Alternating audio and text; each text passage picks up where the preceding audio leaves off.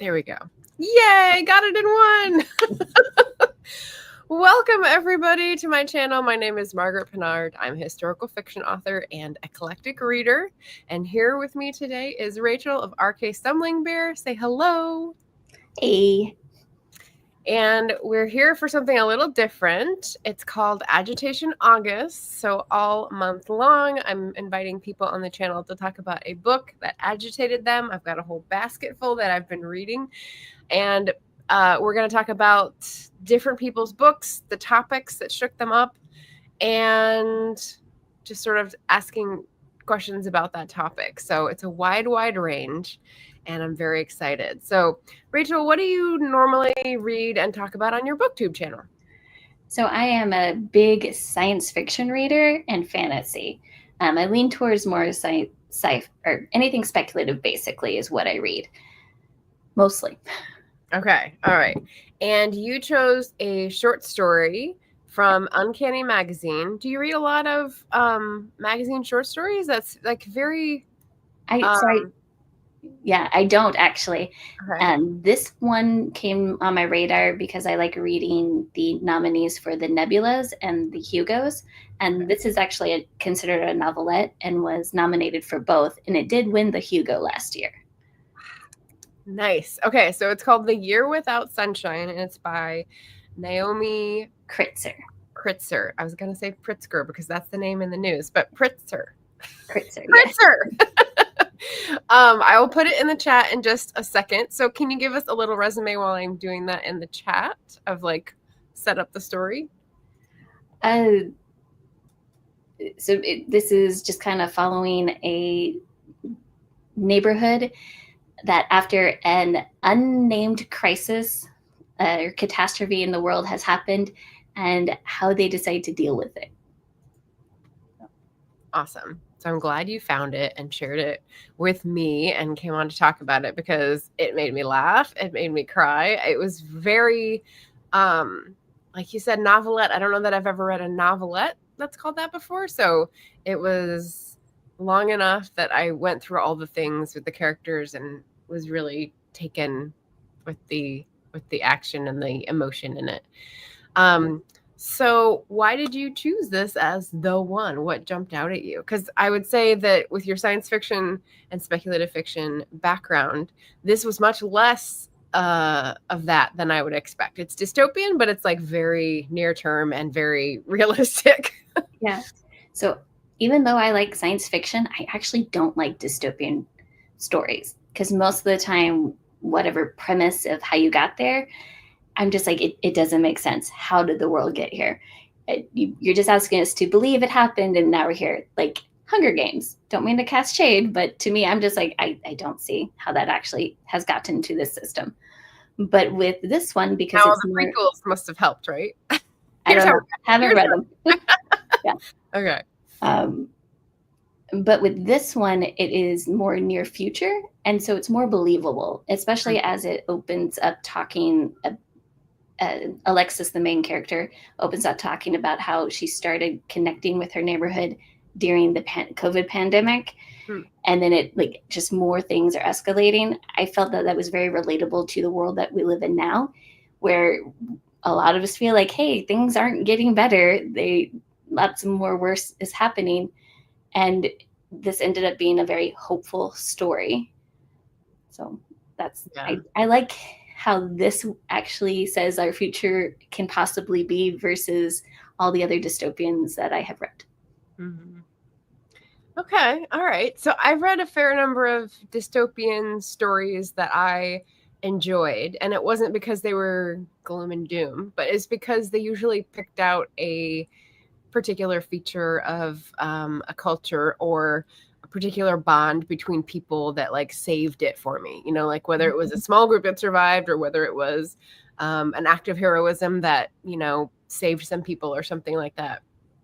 So I actually like that. So this felt less dystopian than usual, very much more realistic and more near term.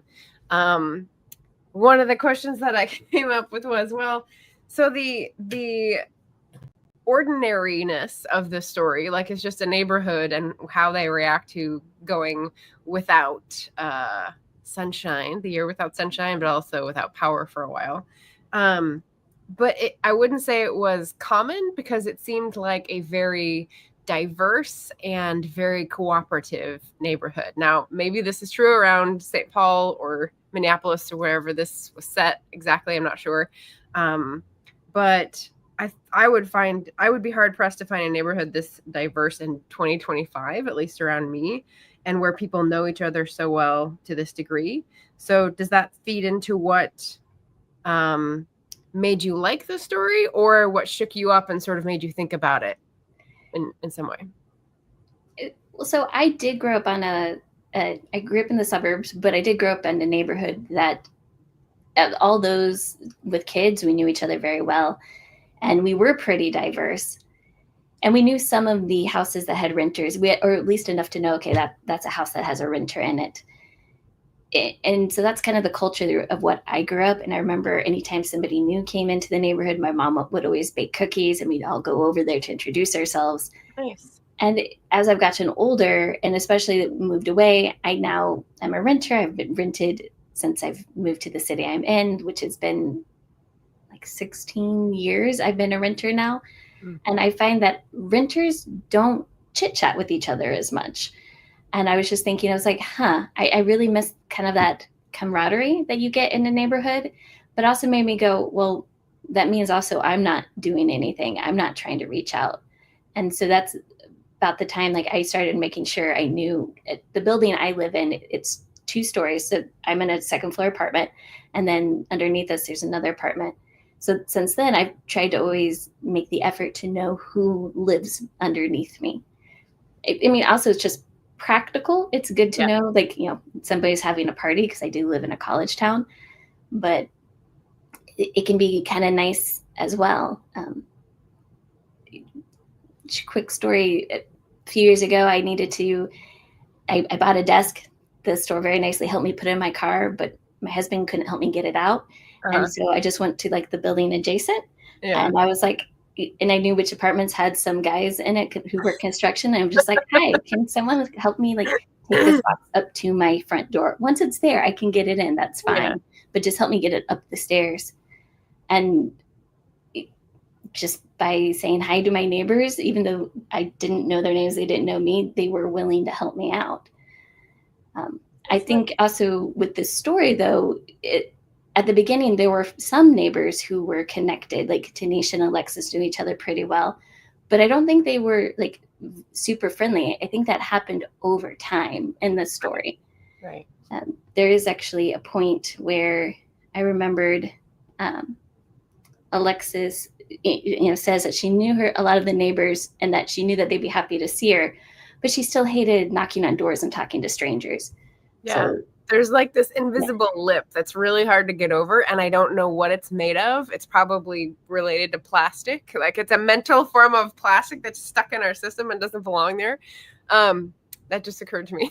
But yeah, so when you're talking about where you grew up and then where you live, that was an interesting point to raise. So where I grew up, we had college town as well. I know there was like long-term rentals, one that we owned, and then the one on the street that we didn't own. But then there was also kids on one, kids on another, college kids, like knew where people were, and definitely would like go over to visit, walk to school and all that stuff. And then when I moved away and went to different places, very different situations, the ones that I've been in for 13 years now, it's a complex of like 200 people living in maybe 20 buildings, and it's very transient. So like I've known several waves of people moving in and out where they were owners or rentals, and so that makes it harder. That makes it harder to like build up on things. But yeah, so different situations that we've moved in from when we were kids because the times were different and maybe the neighborhood was different to now. Yeah, because both things have changed. Just wanted to say hi to Eva and to Diane. Diane says, hello. Oh my gosh, I actually found and listened to this story on the Uncanny podcast. It had a short author interview at the end, and I love the story. It has all the feels. Yeah, that's cool. Yeah, that is the nice thing about Uncanny. They're pretty good about doing an audio with a lot of their stories and posting it to make it more accessible for people. Nice. And I do have the link up the top of the chat if anyone is curious to read this. It's a novelette, so it doesn't take too long. And they've made it accessible in that way. Ava says, my neighborhood isn't diverse by being inaccessible to a large part of the population. Yeah. Yeah. My neighbors and I don't speak that often as owners, but it has a lot to do with the age and church affiliations of my neighbors. Ooh, one has used the term "those people" to me. Oh, yeah. Dan says, I discovered the digital version after listening to it, but have both saved for a reread. Nice. Yeah, I saw Diane, I think, went through maybe 3 different of the shorter reads for Agitation August on Storygraph, and I saw them go up and read, and I went, oh, cool. That's fun. Let's see. I had to use an online Facebook group, but I got free help with the fridge back in the winter. There we go. Yeah. Yeah. Took me a long time to grow up, and we moved a lot. Marion's here to say hello. Midnight here, so off to bed. Just wanted to pop in and say, looking forward to catching up tomorrow. Excellent. All right. In case you don't know what this is about and are wondering why we're talking about books that shook us up, I'm going to pop the playlist in. It's about books that make us want to be better, to do better, to get to know our neighbors better, perhaps in case the apocalypse comes. And Rachel is on today to talk to us about Naomi Kritzer's short story, The Year Without Sunshine. So check out all the other videos on the list and stay tuned for the rest of the month. One of the cool things about this story was its use of dark humor. So there were definitely a few lines where I laughed out loud, which is always a good sign. How essential do you think that is, and why? What problems does humor solve in a story when we're trying to get over big themes?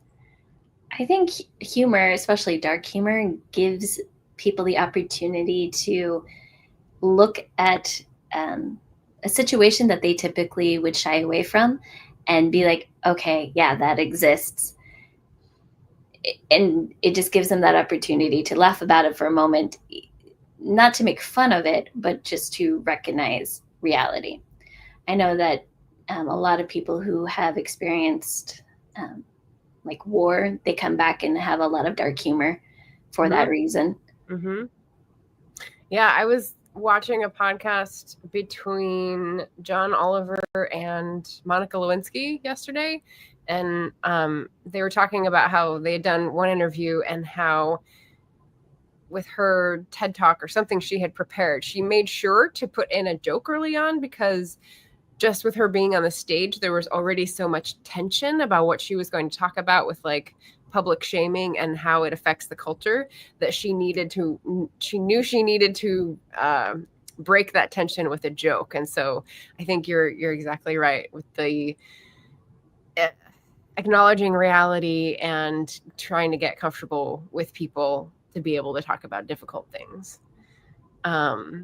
I don't remember what the line was because I didn't write that in the book, but there were just, it was something.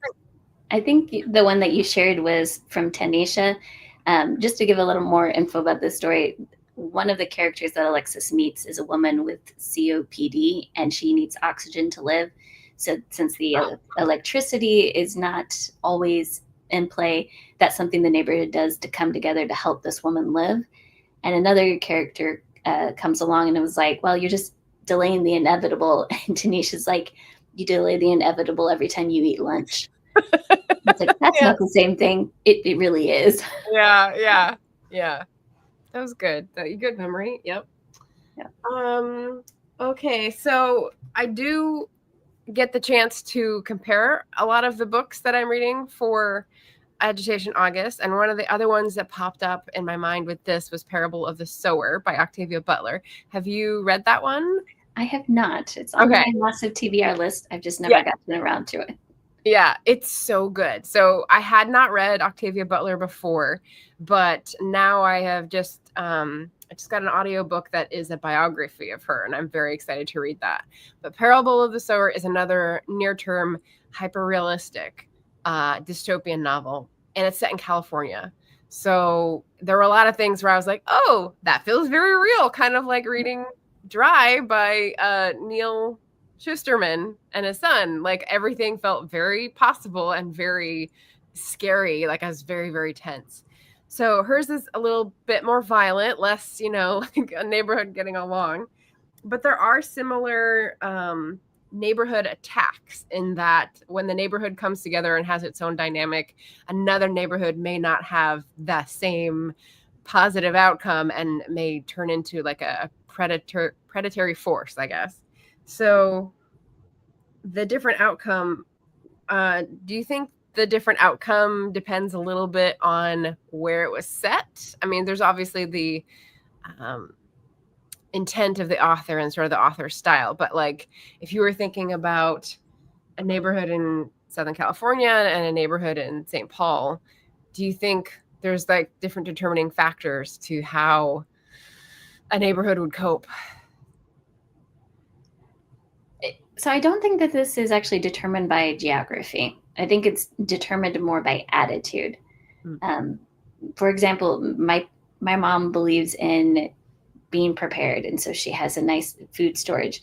One of her ex-coworkers knows this, and so they made the comment if things went south, they would just come over and take her stuff. And my mom's like, well, it's not taking if I give it to you. And they're like, no, we just take it from you so you wouldn't have it. She goes, if you need it, I will give it to you. So I think it's really just a mindset of, are people in survival mode, or are they, have they had time to kind of get into what is happening? Like, I feel like with this story, the power or the internet went off, but the power was still on most of the time. They still had access to water. And so it wasn't a complete upheaval of their lives. And so they slowly could work up to building that community relationship and being prepared for when that attack did happen. Right. That's true. And there were differing opinions in Parable of the Sower as to how prepared they should be and who should be in charge of defense and that sort of thing. That's true. That's very surprising that a person would say that to your mom, by the way. That's a little shocking. And like persist in saying, no, we would vandalize your property and steal your stuff. Like I was expecting you to say, and then your mom said, and we also have the arsenal to protect. No, she went the way of love. I'm like, okay, not me. They do have guns, but no, I don't think they would use them on people. They're just more like, oh, this is kind of fun to shoot. Okay, whatever. Yeah. But yeah, you would have to think through in that case. If you have people with that mindset, and like, I don't know, that would kind of freak me out, actually. Because this is a planning thing, right? And a cooperative thing.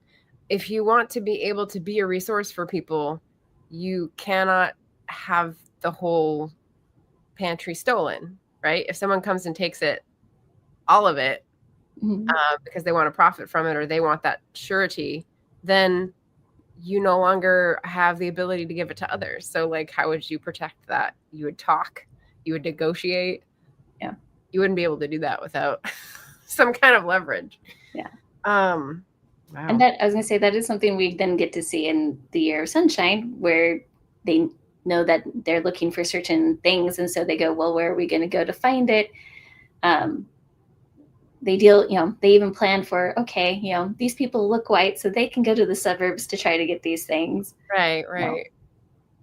When I lived in DC, I had a friend who was Asian American, and we wanted to go on a little barbecue trip. And she made this funny comment about me being her umbrella of whiteness, because like you're going into Virginia barbecue country, and that may not be so friendly to Asian looking folks. And I thought, wow, okay, I hadn't considered that, but yeah. So yeah, similar thinking there. Dan says, I have Parable on my list to read very soon. It's so good. Yeah. Elaine says, some humans are just creepy. True. Dan says, people lose their mind in a state of panic and survival. I know it just from going through many Florida hurricanes. Oh, yeah. I've never, to my knowledge, been in a place where like the shelves were empty, where people were going to stock up on water and, you know, had cars abandoned on the road and all that kind of stuff. Knock on wood. But yeah, it does seem scary. And we have the opposite role model to look at. When I think I saw a lot of stories coming out of North Carolina where the people in the mountain hurricane really came together and looked after each other in a terrible situation. So yeah, the hopeful part. I was going to say, see, not so weird. Yeah.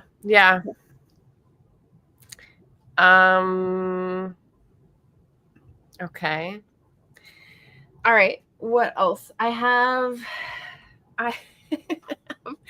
So that was there was a dark humor question, but then there was also like the question where I cried, which is when someone said, I want to live somewhere that people will take care of each other. And I was just like, that, don't we all moment. So what is a first step? What's like the low stakes way to live in a community where people take care of each other from your point of view, from your experience?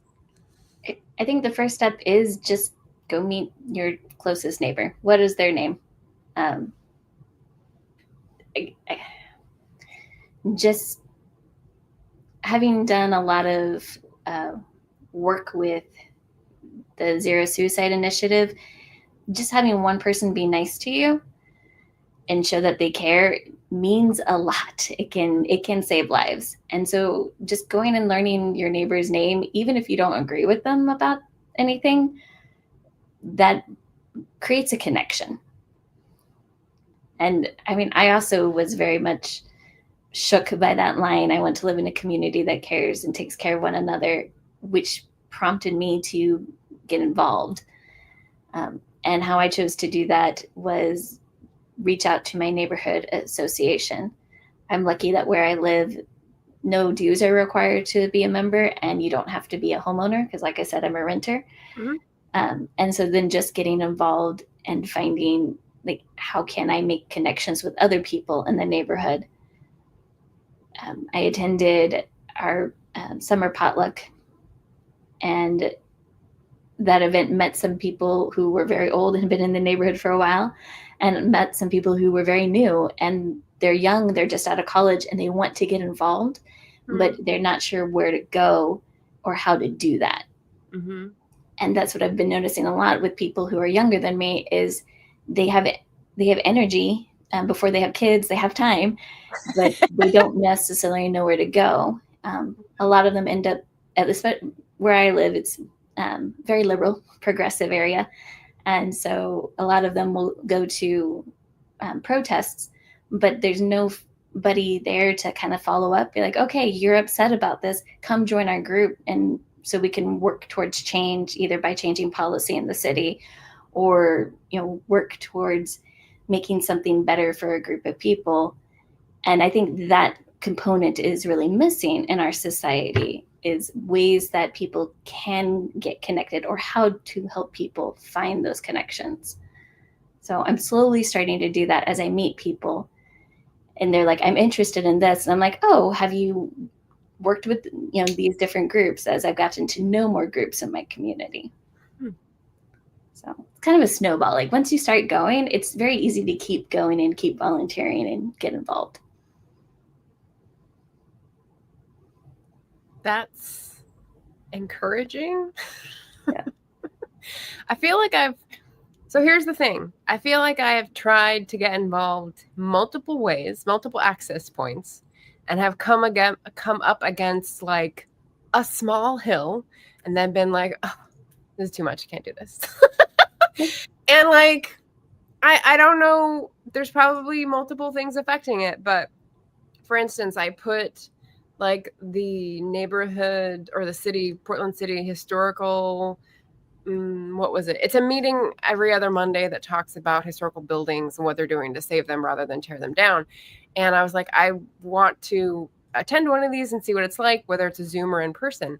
And the first time I went, they had changed the time, and so I couldn't go. And then the next time, several months later, like last week, I looked it up and I was like, oh, maybe I can do this today. And they'd canceled the meeting. And I'm like, every term, like, so it's just the system. But like my small efforts just seem to be so easily flummoxed. So maybe I need a buddy.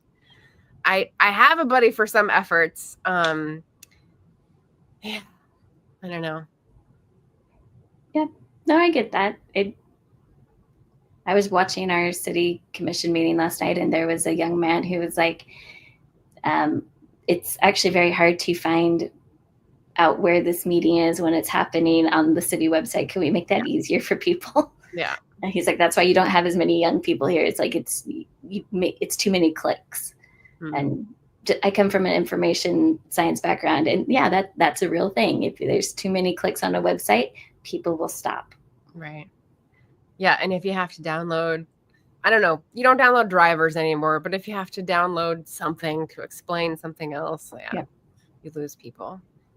Yeah, I struggle with that a lot. Just like trying and then being befuddled. What's it called? There's a spell or curse that's like stop something, and I can't remember what that is, but it seems to happen very easily, and I feel very easily flummoxed or frustrated, and that annoys me, but I gotta just keep trying. Elaine says, can't read dystopia right now, would blow my ponytail off. Yeah. Eva says, we don't have an HOA, but the neighbors and I have swapped numbers. That's helpful. That's like, yeah, at least you have a line. Mm-hmm. I do have an HOA. I do pay dues, and we have no public areas. So the few times where we have had meetings where we had to talk about construction in the last year, we just stand out in the parking lot, which is not great when it's a very rainy city. So there's that little hurdle. But there are, and here's another thing. Okay, so I did know more people's names when I was on the board. I did the HOA board for 2 years, and it was super frustrating. It made me want to tear my hair out. Because of the management company and just the attitudes of people on all sides. Yeah. And so I feel like the situation is not optimal, but I love the place where I live. So I don't know how to improve a lot of those things around me with just me, you know? Yeah, and that's the thing is by ourselves, we can't do it by ourselves. Yeah. So like I've joined the executive committee for my neighborhood association, and right now there's 4 or 5 of us who come regularly to the meetings. And so I'm at the point where I'm like, how do I reactivate people? Because I remember in 2017 going to these meetings, and there's a lot more people active and wanting to do things. Mm-hmm. So just doing research on like how to get people active. Well, people love activities. Great. I know in October we're going to be doing our trunk or treat. And I'm asking now in our next newsletter, who wants to be part of that committee? Like to get more, see if other people want to volunteer versus everybody who's always at the meetings. Because not everyone can always make the meetings. Right. Yeah, reactivating. Yeah. And then also like reaching out to local businesses and be like, hi, can you come and give a 5-minute presentation? Tell us who you are. How long have you been in, like, had your business here? That's brilliant. Yeah. Oh, that's good. The one of the things, so Grace's book is next week, and it's How to Resist Amazon and Why.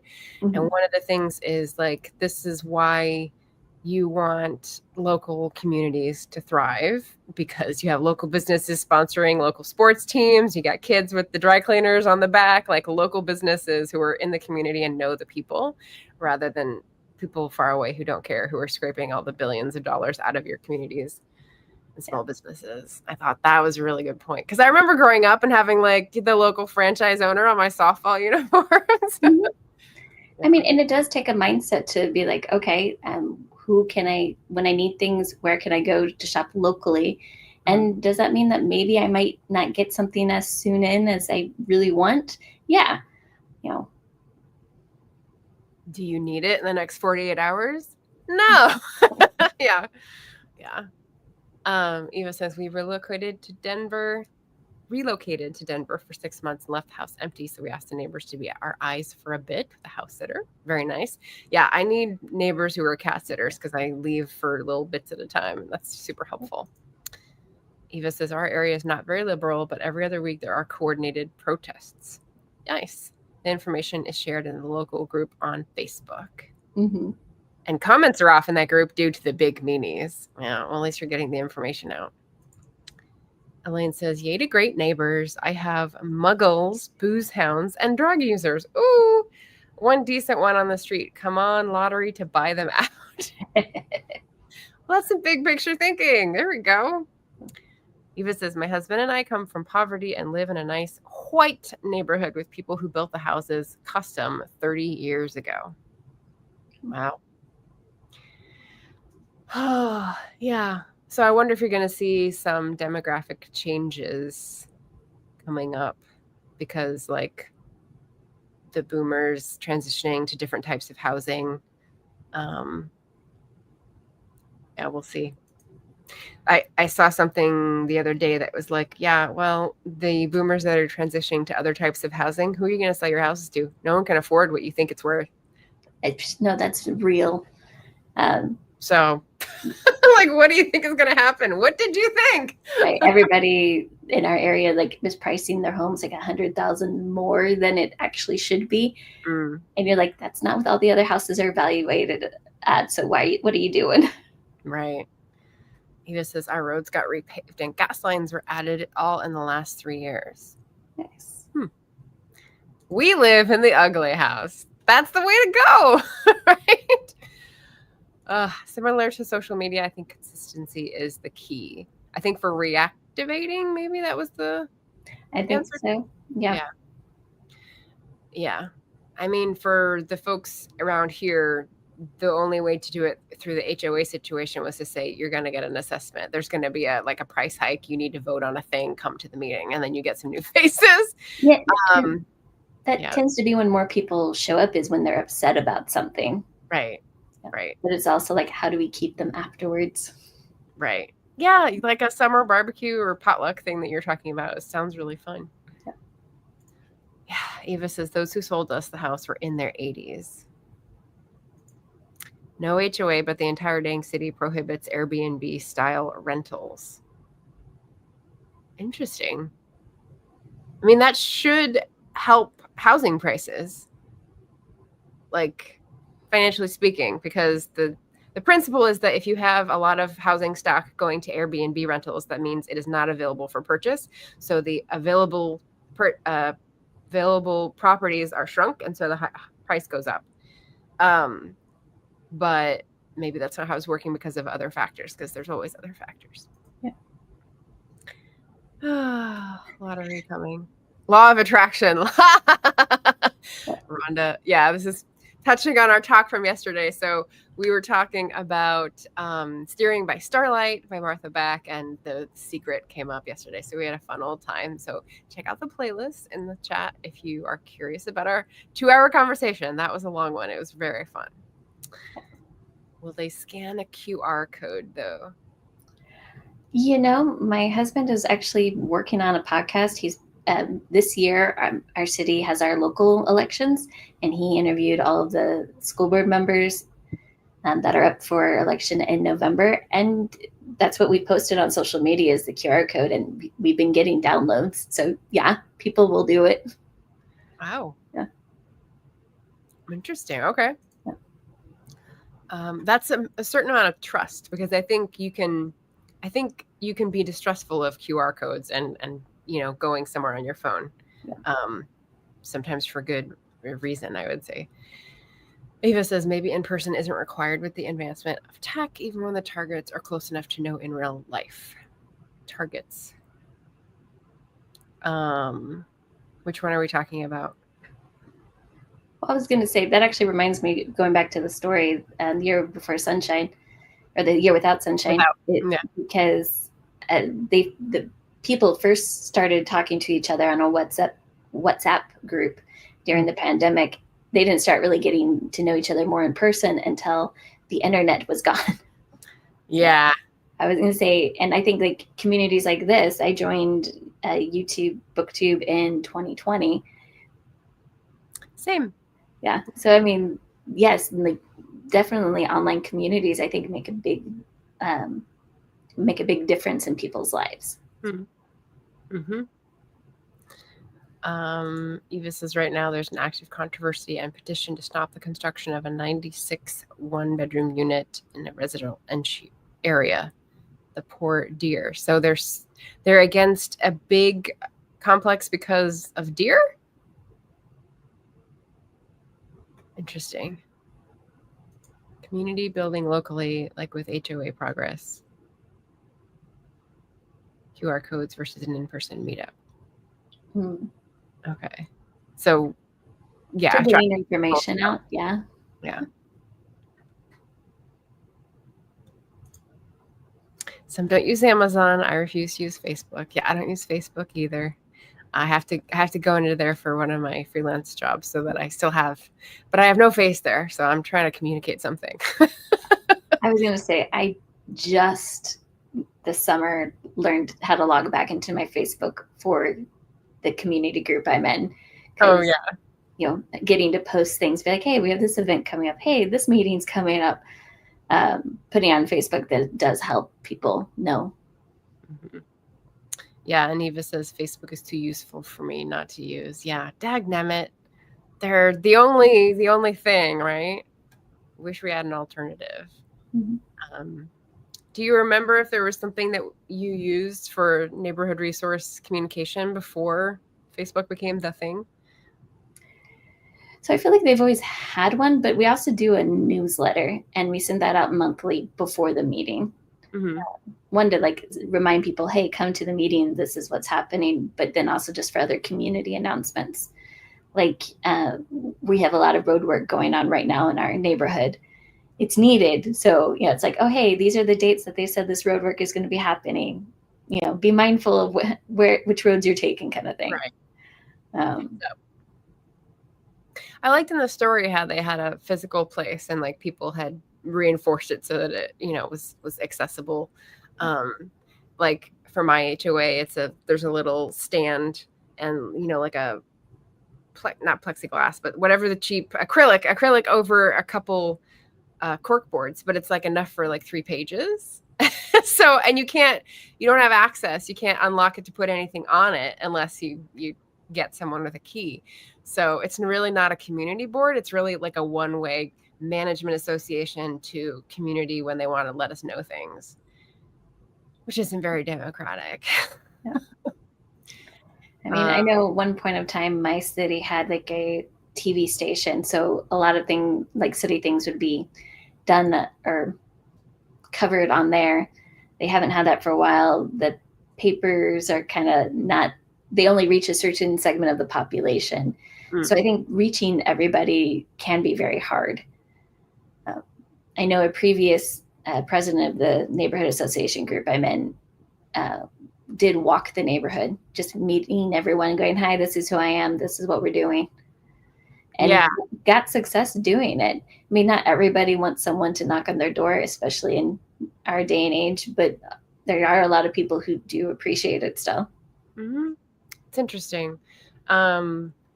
So yeah, Eva says my workplace is what I used before. And that made me think of like when we used to go into a bookstore and they had a community board where you could join like writing groups and people would put their numbers up. And I fear that maybe it's just shifted, but I don't see that in Powell's anymore. It might be at Bold because Bold has a big board like that. So my local, less big independent bookstore. But in terms of walking the neighborhood, I had a job for about 6 weeks and I was like really taking it to challenge myself. And maybe this is why I'm like scarred in terms of talking to neighbors. But I joined a group that was CSAs, like a local CSA group, and it was signing up subscriptions. So it was basically like door-to-door sales. Yeah. And this is the first time I really noticed how many people have no soliciting signs on their doors, and they just don't want to talk to anyone. Mhm. So I would have to be the shiniest, friendliest face ever to sort of get past that like initial lip of I don't want to talk to anyone for people who didn't have those signs because you didn't want to bother them. But yeah. Yeah, I helped my husband knock doors in 2017 when he ran for city commission. Mhm. And we did find out very quickly that no soliciting, people do think that politicians are selling something. Yeah. So don't knock those doors. We found actually more success by sending them a letter just saying, we saw you're no soliciting. We want to respect that, but we do want to give you this information as well. He actually had people who donated to him and asked for signs by doing that. Wow. But then also, like, if you're knocking doors, it does help to wear a shirt that says who you are. Right, what you're doing there. Because people will look at your shirt. Right. Yeah. Yeah.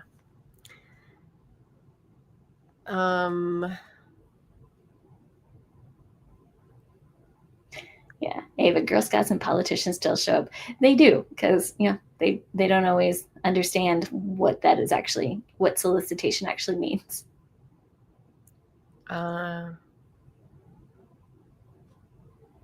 Okay, so that's different. I'm not sure. Our city also prohibits soliciting? I didn't know the whole city could do that. Yeah. That's interesting. There are some upsides. Okay. Diane says, I think most people are too fearful for anything door to door. I could see maybe putting pamphlets in mailboxes. Yeah, except I don't think you're allowed to do that because you're not allowed to take over the function of the U.S. mail. So if you put something not in the States, in the mailbox, that's not kosher. You can be fined or criminal fined for doing that or something. Right. You can do door hangers though. Yes, the doorknob is free territory. Exactly. Girl Scouts and politicians still show up. Oh, really? Okay. So, I mean, I would consider those both soliciting. So that's interesting. Elaine says, our city also prohibits solicitation. I didn't know this was an option. But then you're like, what? So in the spirit of like learning who your neighbors are, starting up authentic, organic conversations, I walk in my neighborhood a lot, not around my complex because there's nothing on the parking lot side that's interesting. But in my neighborhood, like down below, there's a lot of old houses that are really pretty. There's a lot of gardens that are really pretty. And there's very rarely anyone outside to talk to. So if I catch someone, I'll like say a comment or something. But if I wanted to, for example, say, wow, I really love what you've done with these flowers, and the house has a no soliciting sign, it scares me off because they're putting something out there that says, I don't want to talk to anyone, even if I'm just like, I want to make a connection in my neighborhood. So it's sending a signal to me that's quite unfriendly. I don't know. How do you feel about that? Anyone else about solicitation signs? Solicitation in France, Dee? I was going to say solicitation signs don't bother me so much. But again, like I try to respect them. But in the case of a neighbor, I would just be like, oh, no, I'm knocking on your door and just telling you, hey, I think these flowers are pretty. But I'm also, people don't scare me. So even when they look big and gruff, I've always been the type of person I would just go talk to anybody. Yeah. Eva's husband would ask, what do you think of Trump? Depending on how they replied, if you shut the door. Yeah, that's one way to weed them out. Guess where we heard they'd come around before they got to us? Oh, okay. So you're getting hit twice, so you know who's coming. Well, that's useful. Eva says, we never had politicians come around during our 17 years as renters. Wow. Yeah, that's because a lot of politicians discount the renter population. That is a thing. Huh. But I mean, if they were actually paying attention to the voter rolls, because if you were running for office, you can get that information from your county. That you would know then who is actually voting and how long they voted in that location. Right. It might depend on whether you were voting, Eva. She says, I'm at the end of the neighborhood. I see everyone walk their dogs and things. That's nice. Yeah, I do see the dog walkers. That's true. And my house looks unapproachable. But unapproachable how? You said you call it the ugly house in the neighborhood, but does that mean like it looks like you're going to step on a rusty nail, or like there's going to be a big dog coming out after you? Is your front door inaccessible? I definitely came up across those when knocking doors. So Dan says, I've never done the mailbox thing, so wow, didn't know you could be fined. Yeah, there's rules. There's so many rules. Eva says, I think you were shady if you knocked, shady as fuck if you knocked at my door, and then when I opened it, you said your flowers are pretty. Okay, so it wasn't just that. It was more like something more developed about how you were renovating or how you had landscapers or what this thing was about. I don't know. I just want more opportunities for organic connection, but I think we're all in our houses. So I'm in my house a lot, so I'm guilty of it too. But when I go out, I don't want other people to do the same thing. So it's hypocrisy, I suppose. Brown Girl reading. Dee Dee says, yes, people put them up, but that doesn't stop neighbors from speaking to each other. Fair enough. Yeah, I guess there's the understanding that that doesn't mean neighbors. Yeah, that's healthy. Mine too, on purpose, overgrown with plants. Oh, Elaine says, yeah, unapproachable on purpose. Interesting. Joseph Francis Burton, hello, welcome. I have a sign on my porch saying solicitors not welcome. My neighbors still come talk to me. Haha, I'm just not interested in strangers selling me something. Yeah, fair enough. Eva says, big dog, weeds, not an aesthetic. I've seen people talk about low mow or no mow or, native yards and stuff like that, where they're trying to let native plants thrive. And so that could just look like a bunch of weeds. And to me, that would be pretty cool. So. Hey, but that means Margaret would knock on your door to be like, tell me about your landscaping. Tell me about your weeds. Oh. Judy says, here in France, when there are elections right before, the vote pamphlets are put into our mailboxes for each candidate.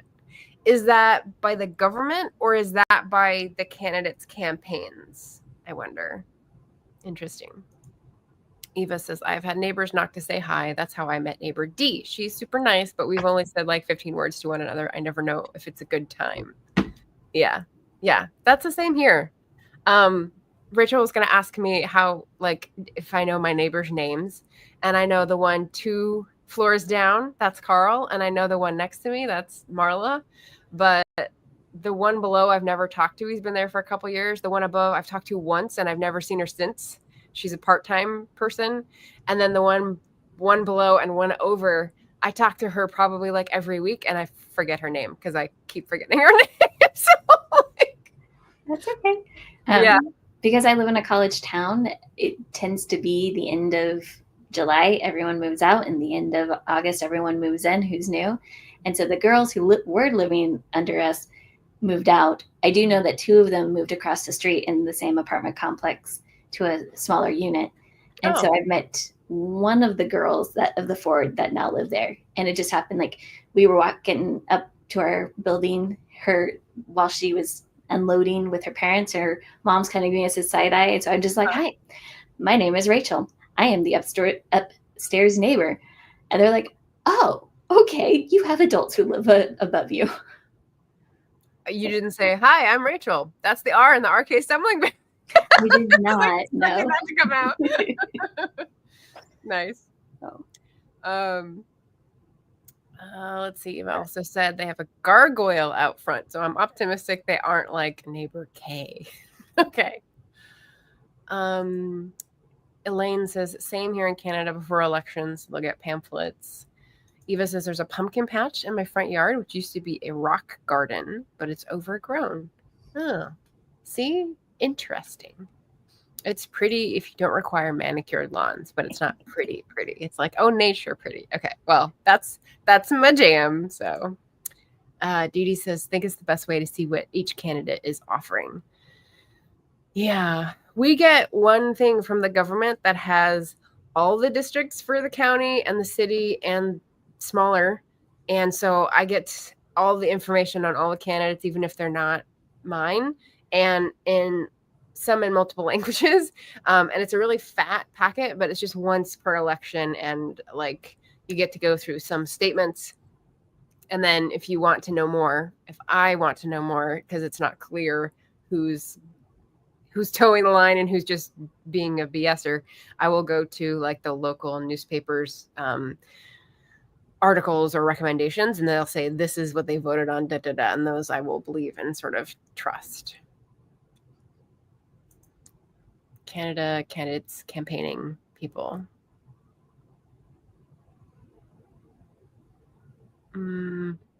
Okay. I need a full sentence there. Eva says, I know the major medical situations of my neighbors, and they know those of my husband.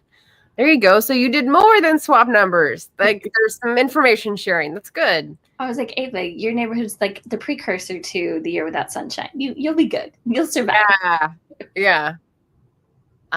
Dee Dee says the pamphlets are from the candidates, but there's a big envelope that the city puts in our mailboxes with the slips to vote for the candidates. You put the slip of the candidate you want in the box. Oh, this is, wait, are you mailing in those, or are you going to a polling place and putting them in the box like I don't know, old school pulling a lever or something? Because I luckily, thankfully, gratefully live in a state that has only mail-in ballots on paper, which I think is the way to go. No lines, like no,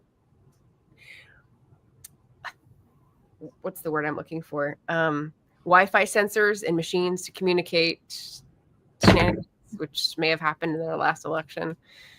Yeah. Margaret, that might be because to get your foot in the community door, if you like gardening, see if there's a gardening society. But I think it would be weird if there was a gardening society and they had someone show up who didn't have a garden. No, if you want to learn. I suppose that's a good idea. I mean, again, you're a writer. You can just be like, so I'm curious about these types of gardening techniques and historical writers. So at these times, what were the best things they were doing? You could totally pull it off. Yeah, writing is a door into many questions. That's true. Elaine says, I need to print off a big Gandalf picture, a sign with thou shall not pass. If I didn't invite you, best not to knock. Okay. Yeah, no, I understood the BIA. That's fine. Yeah. Never gotten anything that explains things. I get things with big agenda buzzwords. Yeah. So you're getting the card stock, like the harder card stock that's just like a one pager. This is like a full-on, really cheap black and white gray sort of newsprint paper that's paid for by the city, which is why it's a lot cheaper. Not one of those flashy campaign flyers. Mailbox drop-offs. Sorry, pamphlets. You go to polls to vote. You can also arrange for someone to vote for you if you can't return home. So you would get something in the mail for the candidate of your choice. You would pass it off to someone who would then travel to your city to vote for you. That's interesting. That's different. Because we're not allowed to pass off our votes to anyone here. We can, but you have to like sign the envelope that gives them permission to drop it off for you. And you have to you're supposed to have sealed it up already. So then all they are doing is putting it in the bag. Right. That's true. Yeah. And we do early voting. They do have mailed in ballots. And then same day. Kansas did pass a law that says your ballots do have to be postmarked by a certain day and arrive by a certain day or they don't count. So they do push the advanced ballots.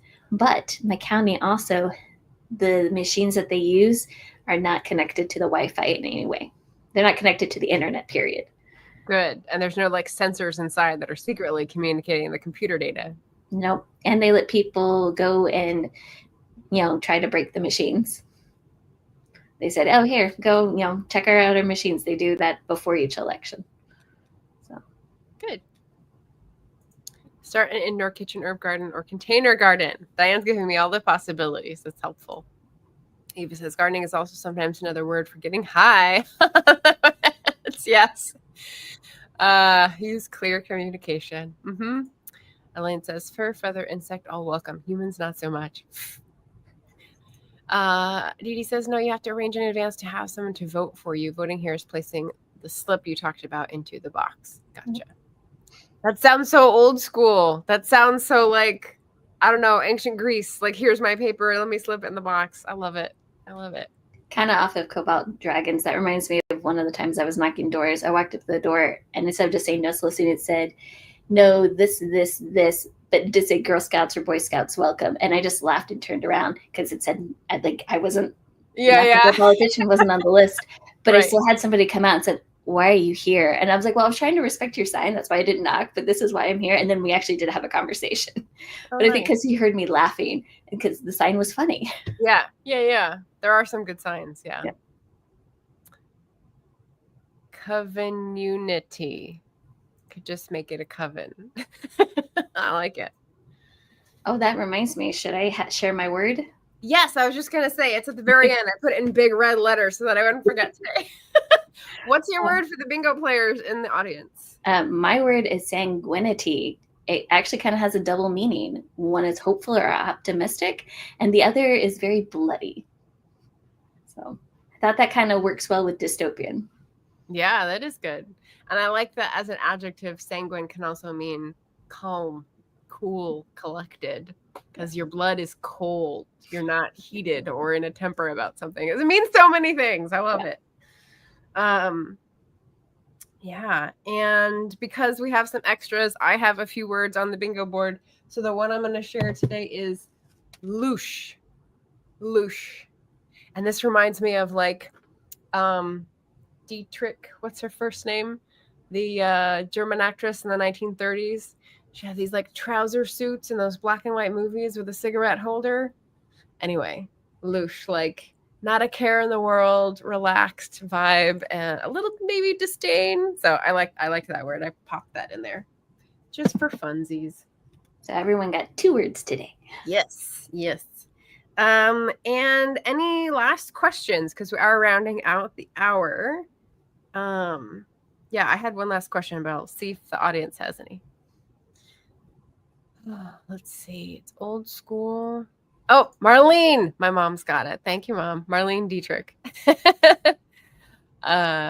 Dee says, yes, it's old school, but there's no cheating. I don't trust voting machines. Yeah, same. I've just been seeing articles now about like a whistleblower who's saying that there were tamperings and like a history of tamperings in the past like 12 years. Yeah. Is the word. There we go. So does that mean, let's see if anyone could have got a bingo.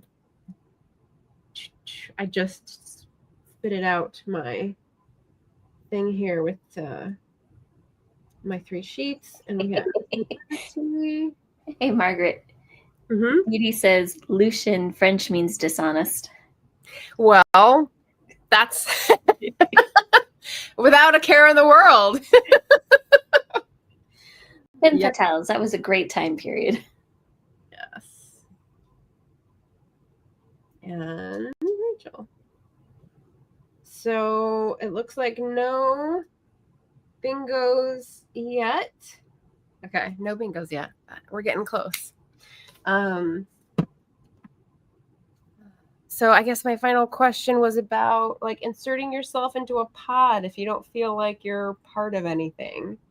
We kind of talked about that. Did you have another point, or did you want to talk about any other book during the month that like you were really attracted to reading or had strong feelings about?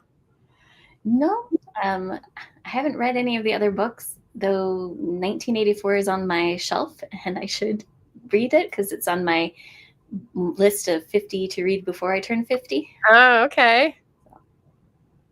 Short list. Yeah.